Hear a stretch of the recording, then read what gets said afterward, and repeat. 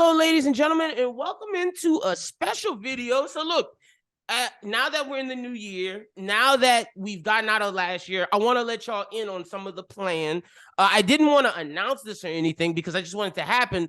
But in 2023, we're going to try to put out at minimum 4 videos on YouTube a week. I'm not going to say daily. I'm not going to say 5 videos. I'm going to say 4 at minimum. So we're going to make sure at least at least during the weekday you get 4 videos. Some days it may be more, some days it may be less, but that's videos that aren't our podcast content. So when I say that, the 4 videos do not count for Bros Who Think, Bros Who Binge, Anime Talk, or those 3, or even Manga Melee. Now, what it does count is Run It Back. Run It Back does count because that's a YouTube exclusive show, but that's so we can give you more anime and manga and movie content. And it's going to start off with, so since on Anime Talk, me and Krista had a hiatus last year, but we're back. We didn't get to review Bleach fully. We didn't get to review My Hero fully. Enter my guy Jaz. The plan was always for Jaz to come in and review these with us, but since that didn't get to happen, me and Jaz are saying, hey, we're going to make separate videos, separate content, and we're going to review things that doesn't get reviewed on Anime Talk or Manga Melee. One of the things we're thinking about is Kurokuko no Basket. So, but for the first review of this, one of the first videos me and Jaz are doing is going to be the Bleach 1,000-Year Blood War arc review. This guy is the Bleach king. I'm basically point guarding for LeBron James. I'm literally giving him the ball and getting out of the way. But welcome, Jaz. How you doing, brother? Man, I'm doing good. Doing great. Glad to have you here. The last video we did was very blurry and fucked up. That's why y'all haven't really gotten it yet. But by the time you guys hear this, y'all have it. So glad we can do something that's not blurry. Yeah, you know what I'm saying? You know what I'm saying? We good. We was having some technical difficulties. Yes, we were. My internet is straight now. But let's do it, man. So the 1,000-Year Blood War arc. What was your thoughts going into it? Was it like how hype were you? Were you worried that it wasn't gonna live up to the hype? And once you say that, did it live up to what you said before? Okay, so one of the biggest things I always had a problem with, because like I finished the manga like when I was in high school. So like I was reading it week to week, you know? Yeah. And one of my problems going into this was like not this part, but the next part is the part like where I'm just like, okay, are they gonna hit the nail on the head?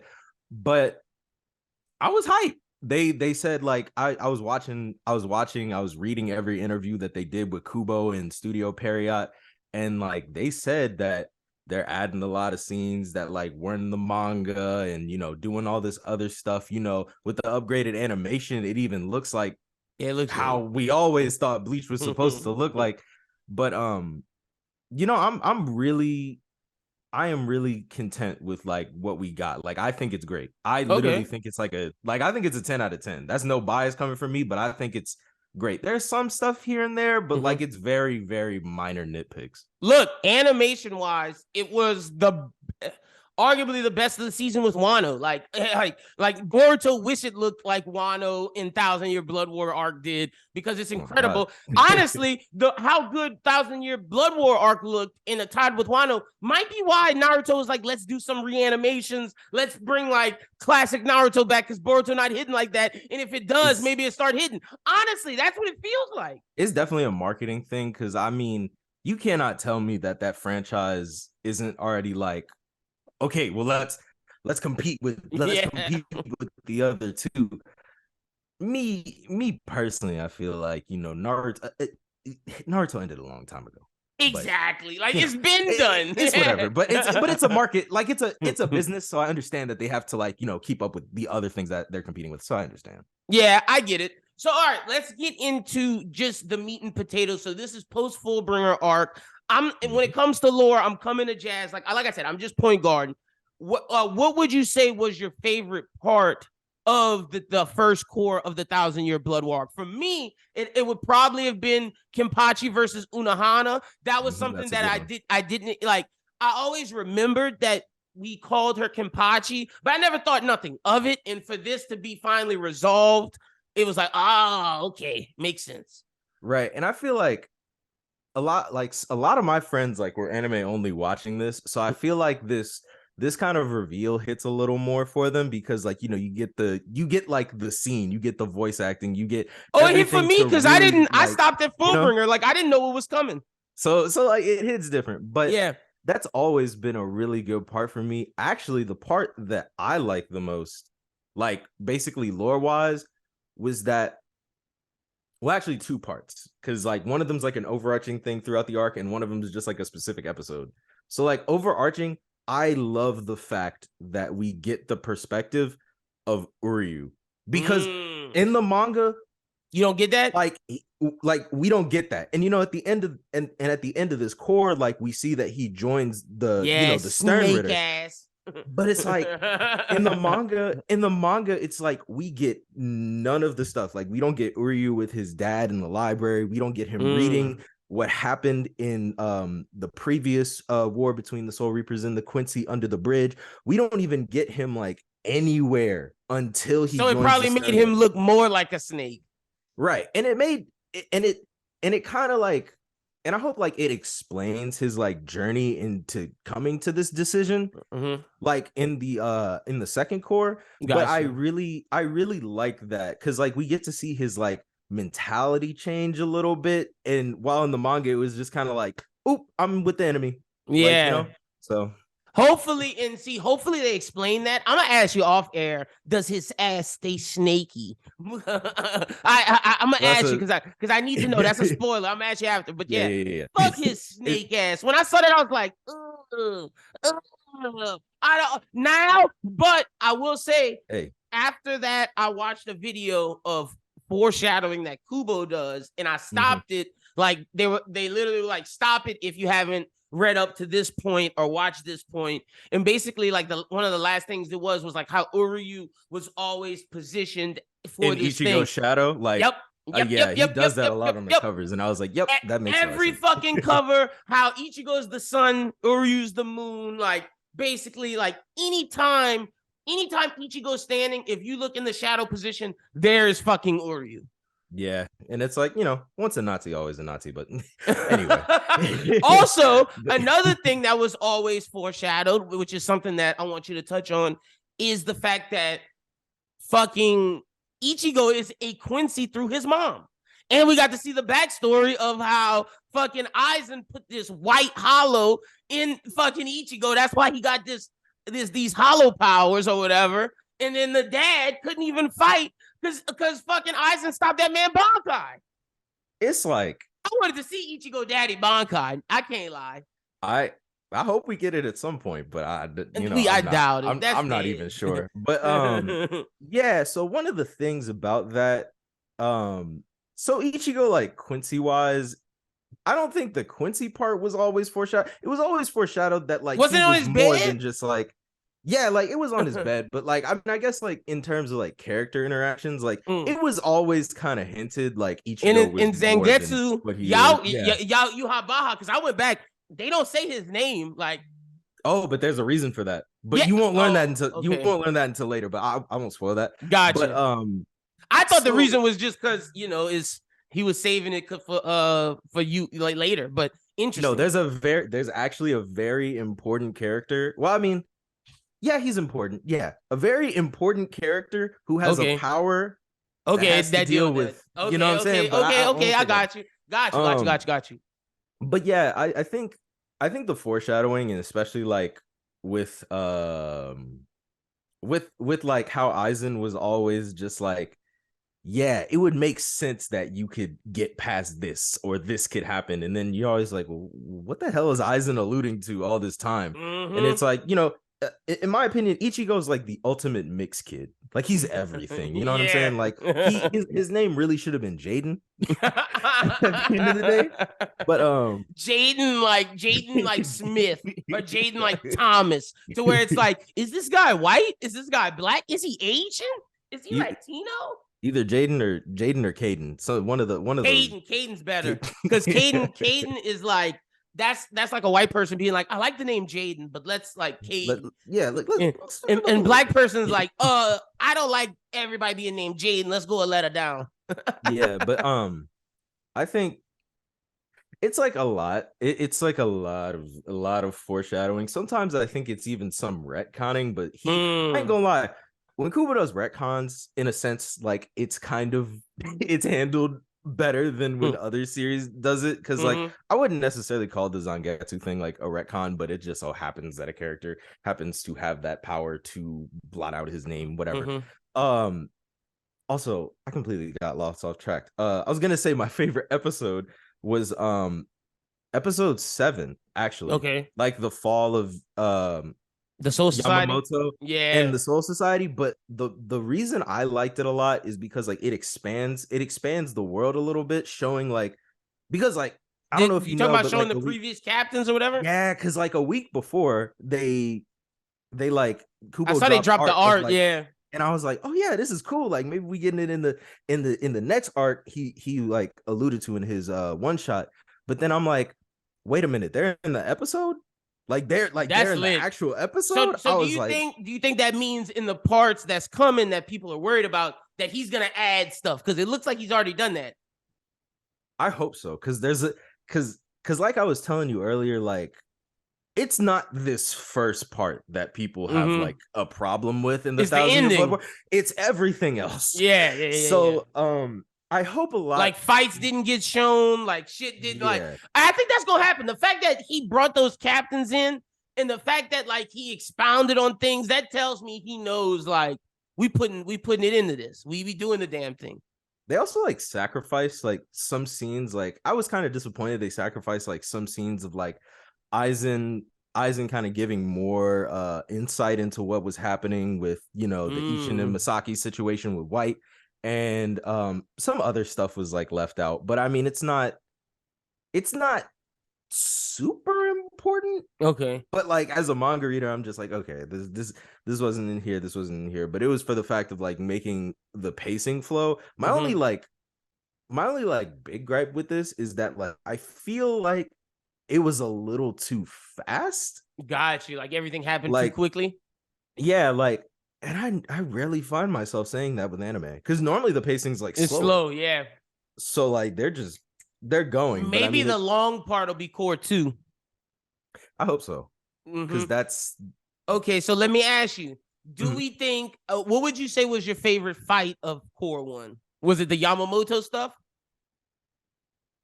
I can't say it was the Yamamoto stuff because like he got hoed bad. Yeah, he got hoed bad. Like he had a really great showing, but he got hoed bad. But I would really say like my favorite fight is the Unohana and Kenpachi fight. That's what I said. That's what I said on Anime Talk. You know what I'm saying? It's great. It is amazing. Chris said second, either the first Ichigo one or the second Ichigo one. Yeah, because Ichigo versus Yuha was gas. I ain't gonna lie, that was crazy. It was insane. That was nuts. I was like, whoa, okay. I was like, I see why you niggas be fucking with this heavy. Oh, yeah. You know, it get real grimy out here. Okay, so another thing I want to ask you. So Shunsui's the captain now. Yep, that's my dog. Okay, talk about that. Like, why do you like? Was he giving it? Like, just talk to me a little bit about that. So, if this is just my speculation, but Shunsui is the best one capable of like handling it because really the closest ones to the Captain General Yamamoto was like Shunsui and Ukitake. Now Ukitake can't do it because like he's ass. Like, you know, he's messed up. Is he even in this right now? I don't even remember seeing him. He plays more of a role later on down the line. Okay, but he's like, you know, he's mad sickly though. Like, yeah, so. I was gonna say I know his ass is poisoned or whatever. But so it's like he can't do it. Soy Phone's can't do it. Inexperienced. Who else? Well, Byakuya just got murked. Save the Soul Society, Ichigo. What's up now, bitch ass nigga? Hey, look, he went through some character development, so we give Byakuya some slack. We give Byakuya some slack. The Soul Society, Ichigo.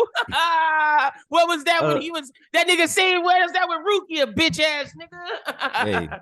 Hey, But nah, hey, he's look, grown. He's grown. he I'll knew give him that. he knew the MC came, so look, he had to do what he had to do. Let me see who else. Well, Kenpachi can't do it because of obvious reasons.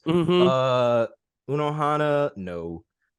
Let's see, who else am I missing? Rose. Kisuke's not not a captain. Yeah, no, all the Vizards they not really are out captors, yeah, because they probably still got a grudge, like not like a grudge, Shinji but like should, they probably though. like Shinji would have been a good choice. I feel that, but like I feel like you because like they're also half hollow, they like can't you like can't let do it. somebody Got leave. you. And you So can't give it to Maori because he too crazy. Nah, he turned the whole entire Soul Society into an experiment. And you can't give it to Dog Man because he not strong enough. He is, but like, is he? I be trying to defend my boy Komamura. Like, Dog nigga not strong enough. You know what I'm saying? Dog nigga Bonkai is just a giant. Like, Shunsui got some crazy shit. Like, they didn't even show what that nigga like cape. I know that's coming. But like that shit crazy. Yeah, it's like how Robin does her not Black Maria. I'm sorry, it's like how Robin in the Black Maria fight does her like giant little Robin avatar behind her. It's kind of like that, just with less utility, I guess. Yeah, facts. But all that nigga can do is slice. But yeah, Shunsui was really like the best one because I feel like it makes sense, yeah.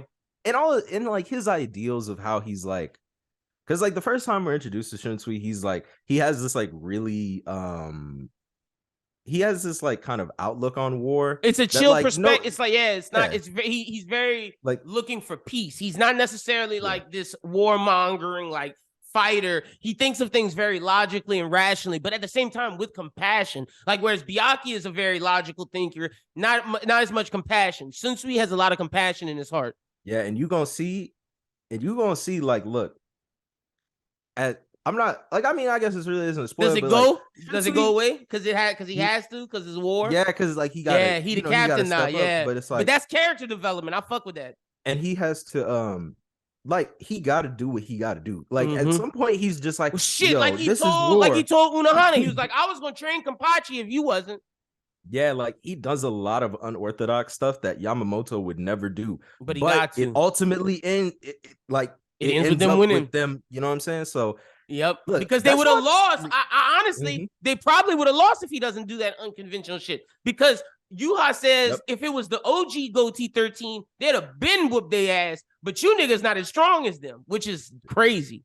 That's really crazy. He pulled up on him and said, "Y'all soft," and he made it seem like Chojuro was like one of the strongest, like strong niggas. Like he made sure he got that nigga out the paint first. Oh, yes. I don't know if you saw like in the like when they were showing the old Gote 13, you know, Chojuro was the one that stabbed him in the back, letting Yamamoto get that hit on him. So he probably had that grudge. He was probably like, look, I know we got to do, but take him out first. I remember what you did to me. Yeah, no, fact. So. Out of the original Gote 13, the dude with the face paint, the fat one, he looked badass. The one who looked like Ichigo in his dad's like elder great grandpa with the orange brown hair, that nigga looked badass. And then the dude with the sunken eyes, he looked fucking crazy. You know what's crazy? I thought the person who looked like Ishin was like a part of the Shiba clan, which is like where Ishin's from. And his name, either the like Shibas were established like way later, because like that's not his name. Like his he has a completely different last name. Wait, hold on. I'm about to put OG Gote 13 so I can get pictures of him. So wait, I'm gonna show you this nigga, not him. Watch, let's see. Let me pull it up. Like I'm not sure if that's like if they changed their name. I don't want the individual photos. Here we go. Like people trying to give me the this is like the group. Like niggas don't want the group photos. Oh, I guess I gotta take it right now, but it's lighter. This guy you talk about, that's not his name. No, his name is not. He's not a Shiba. Which is interesting. He looks like him though too. Like the only one that like kind of has relevant is like the dude who looks like Yoruichi. Like this guy. Like he's a Shioen. Okay. So like that's obviously but this dude not so okay, I guess they might have had a different name. I thought that was very interesting. Like I think we're gonna see some stuff in this coming arc, but I hope he, you know what I'm saying, I hope he takes his time with it. I hope you think this Byakuya is relative? You think this is the former Kuchis? maybe it's hard to tell. Like some of them Him or look like her, hand to hand. maybe. I don't even know. She looked like a descendant of what's that? Yeah, I know who you're talking about. Lisa. The Lisa, girl, I think. yeah. Yeah. One of them got to be the Coochkies though. I really think it was that. I really think it was the one you showed me, like the one who Yeah, the in the black like hair original picture, who like he looked has the like little hat. Byakuya. Yep. Mm-hmm. Mm-hmm. All right, dope. Well, yeah, okay. So next thing I want to ask you is let's talk about the original I guess Squad Zero with Uetsu, because we met Uetsu, and that's where Ichigo and Renji are going. They're going train to get stronger for with Core 2. Ichigo has to get his real Bankai because we found out that the Bankai he has is not his real one based upon who he is. Uetsu's that nigga, bro. He's so Talk to me about like, them and tell me your thoughts on just him and all of that stuff. so my favorite in Squad Zero is actually like Nimaya a Okay. lot. I really like him. Is that the because one who forged the blades? yes, Okay.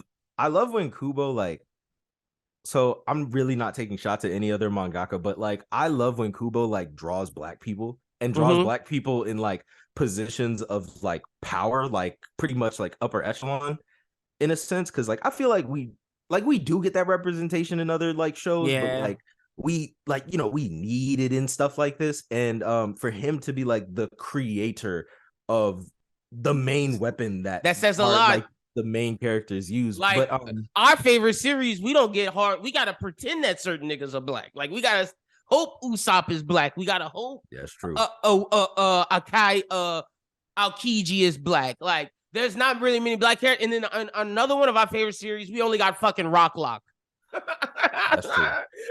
well, no, we got pilots and shit from America, but nobody important. Well, them pilots ain't survive. Exactly. So, it's like we ain't got nothing. So exactly to your point, for Kubo to make the dude who started Zanpakuto's Toes, arguably one of the strongest ones. I'm assuming that Ichibei is gonna be the strongest one when we met them all, but oh no, Ichibei is that's broken. The one. Yeah, okay. Ichibei is broken. But I assume Uetsu's like the second most important after Ichibei. Yeah, it's weird. I can't really rank them in like terms of like importance, usefulness, because like they've all, because like the whole like point of the Zero Division is that they've made something in the Soul Society to put them up to that like position. So it's like, you know, you have I'm bad with names, but you know, you have the first one that they went to with the hot springs and the displacement. Is that the red hair? That's the red-haired lady, I think.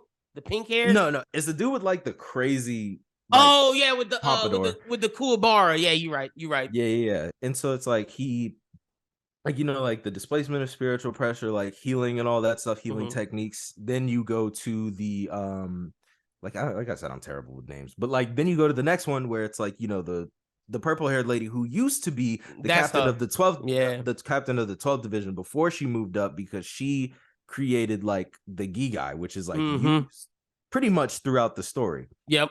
Then you get to Nimaya with Zanpakuto. The next person they'll go to is Shishimaru, which is like she created the like the woman with all like the weird like golden hands and stuff like that. You'll learn that like she creates like the Soul Reapers uniforms. Okay. And like they're like it's super durable and stuff like that. Their clothes, got you. And then Ichibei, and I guess this isn't a spoiler, but like Ichibei is responsible for naming everything. Oh, okay. Which is super important because like they scream out, you know what I'm saying? Like they scream out attacks, their Bankais have names, their Shikais have names, and like names is such an important thing, part of like power and like, you know, relevance. So all the Zero Squad, they're really cool. Like one of my biggest hopes for this anime is that they give us more of them. Yes, they give us more, and they give them a better showing than they got in the manga. Because like, you know, it's a very common thing in shonen, I feel, to where like a really strong group of these people are the ones we're talking about, if you don't know. Yeah. And it's like a really strong group of people will show up, and then they get them out the paint, completely get out of the way, because AKA like, you know, Stars and Stripe. God.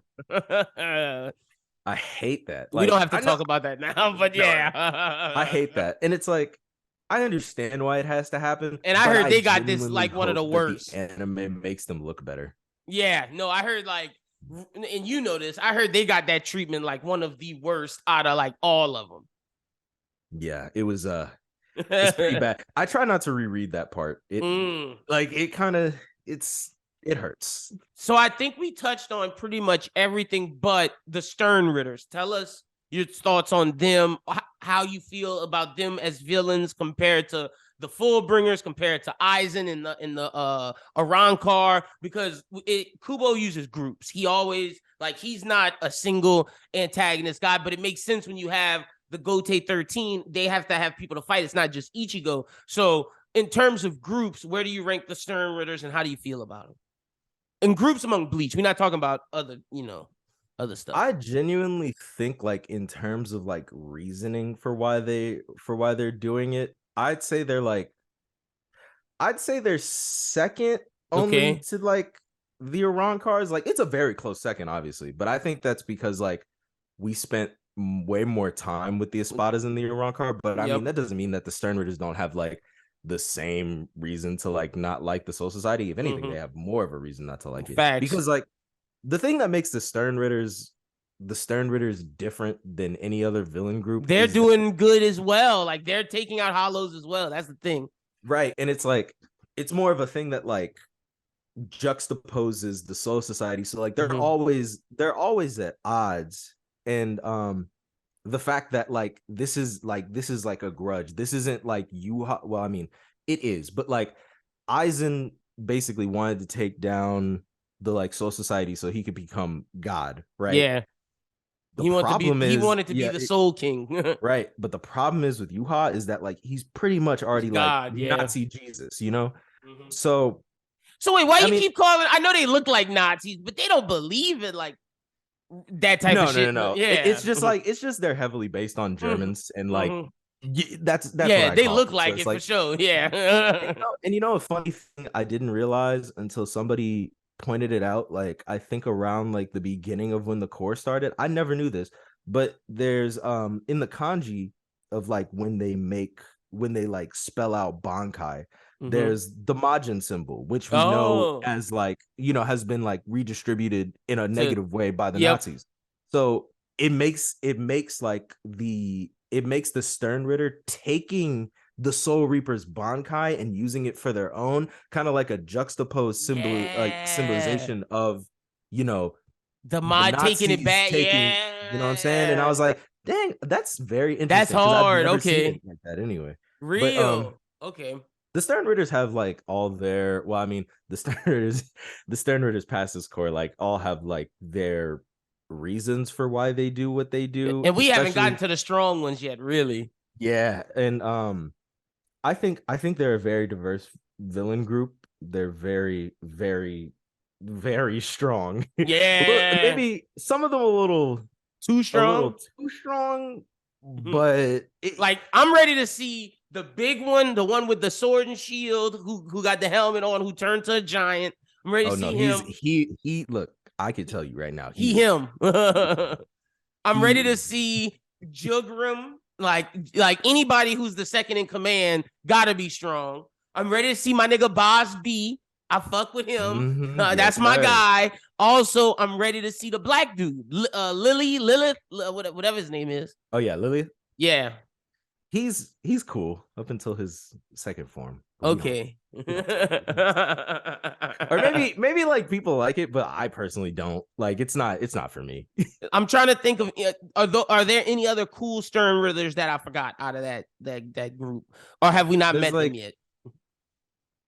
In the anime, you haven't, but like there's this Stern Ritter group where it's like a group of like girls where it's like Candace, Catnip, the girl who has power, Giselle, and then the other girl who like eats stuff. But like I said, I'm very with Japanese names, it's hard for me to remember all of them. Yeah, I get it. Sometimes they're like very out there, but yeah, no, for sure. And then the dude that Urahara fights with all them purple lasers, I'm excited to see him.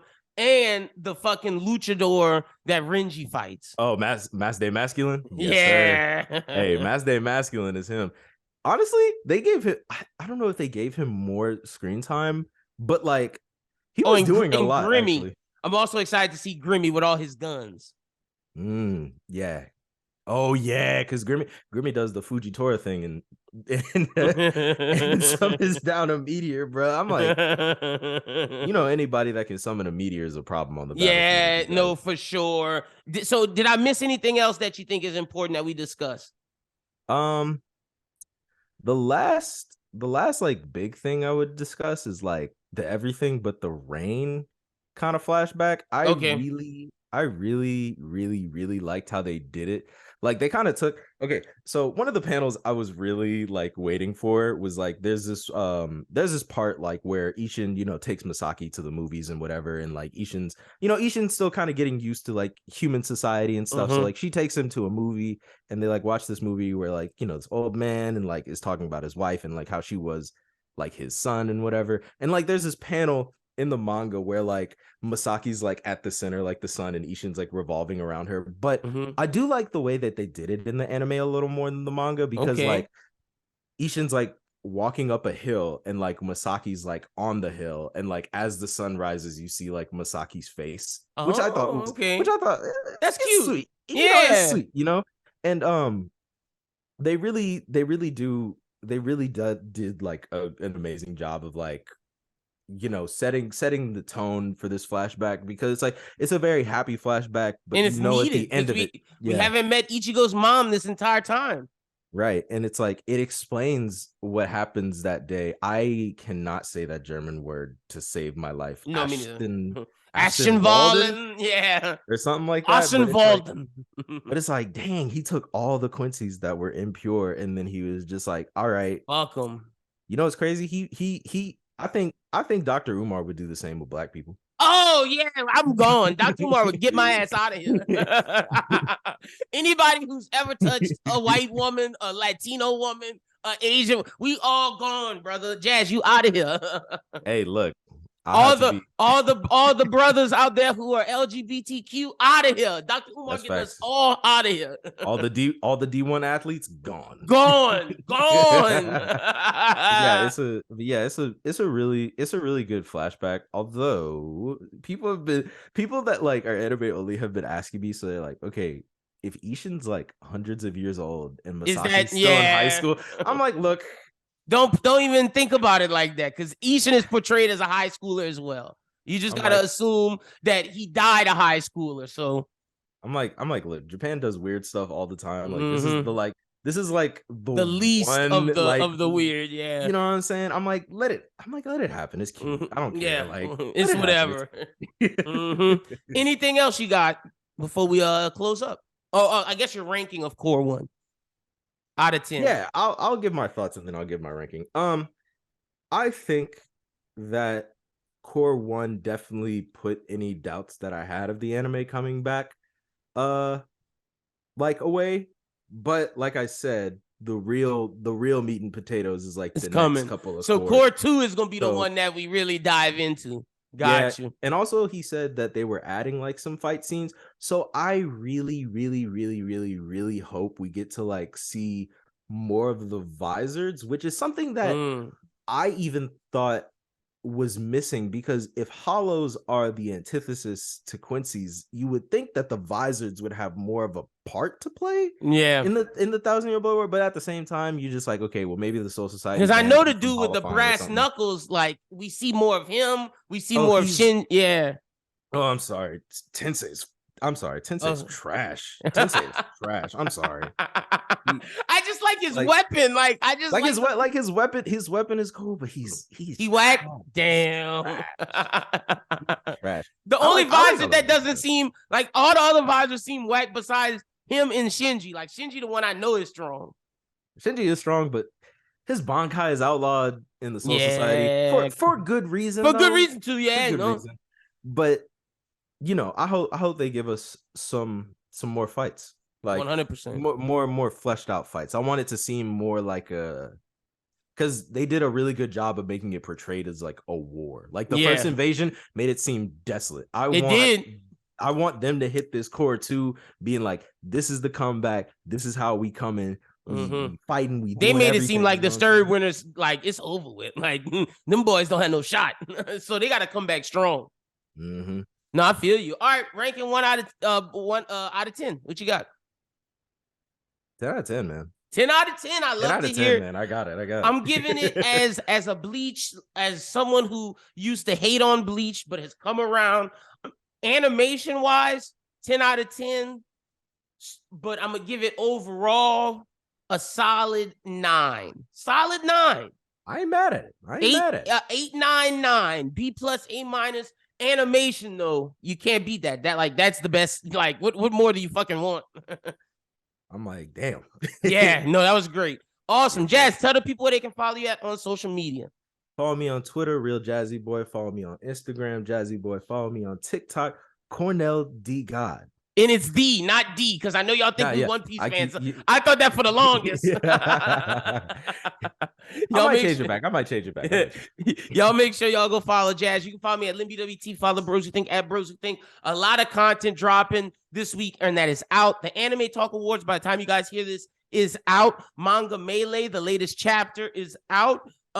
We also will have a My Hero Core 1 review. That'll be out later this week. We'll also have, since Oda said it's a battle royale, me and Jazz are talking about some of our favorite fights that could potentially happen in One Piece to finish the series.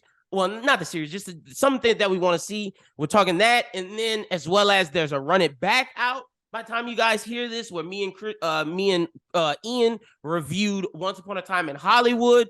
The Bros Who Binge podcast will be out, where we talk about our most anticipated for this upcoming year, movie and TV wise. The Work Shoot Show will be out, our wrestling podcast with me and Pete. We're talking about a lot of stuff. And then the Bros Who Think podcast will be out. So a lot of content dropping this week. We're back full action. So y'all make sure y'all follow Jazz. Y'all follow me. And until next time, peace.